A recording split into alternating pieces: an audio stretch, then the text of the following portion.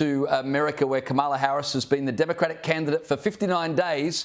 And in that time, she's given one national TV interview, one national print interview and one local TV interview. But today, she finally emerged from hiding to answer the tough questions you'd expect of a presidential candidate, being interviewed by Oprah Winfrey.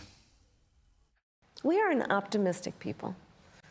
Americans, by character, are people who have dreams and ambitions and aspirations. We believe in what is possible. We believe in what can be. And we believe in fighting for that. That's how we came into being. Amanda, I believe that Kamala Harris is just wanting to blab her way into the White House. Look, the issue here is that that particular situation was surrounded by elite Hollywood stars, people that are connected. Yep. They pretty much, it's their own little group at the top. They have no idea about the working class and the middle class.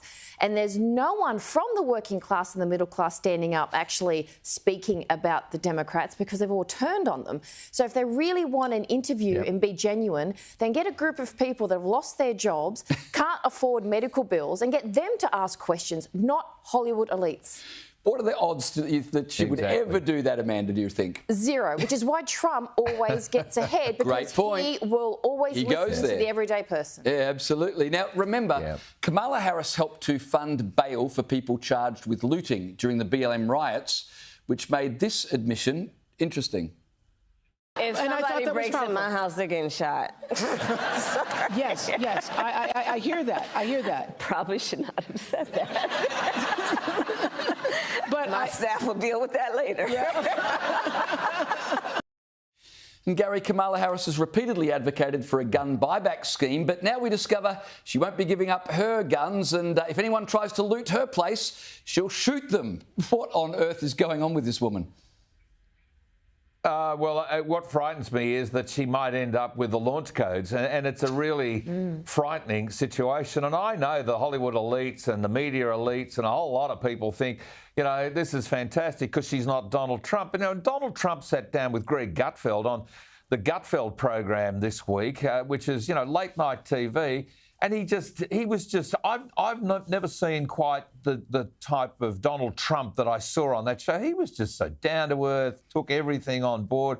He said extraordinary things like he probably would have taken the 3-wood to the bloke with the gun on that golf course the other day if he'd had a chance. I mean, there was all sorts of flippant stuff, but this woman has nothing flippant about her. She's pre-programmed, she's scripted, she's been styled by Hollywood for Hollywood, and I think the Streisand effect is real. I think people are sick to death of having Hollywood elites and indeed media elites and millionaire and billionaire elites telling the working class, to Amanda Rose's point, that that this is what they've got to do. I think that Trump will scream it in because he is actually real. He might not be everybody's cup of tea, but he's real. And right now the world needs real in leadership. It's funny, you know, you're talking about billionaire elites and we're sick of them. And as you're speaking, I'm thinking you're absolutely right. But the irony, of course, is that Donald Trump is incredibly wealthy. And yet, as you pointed out, he speaks to the common man.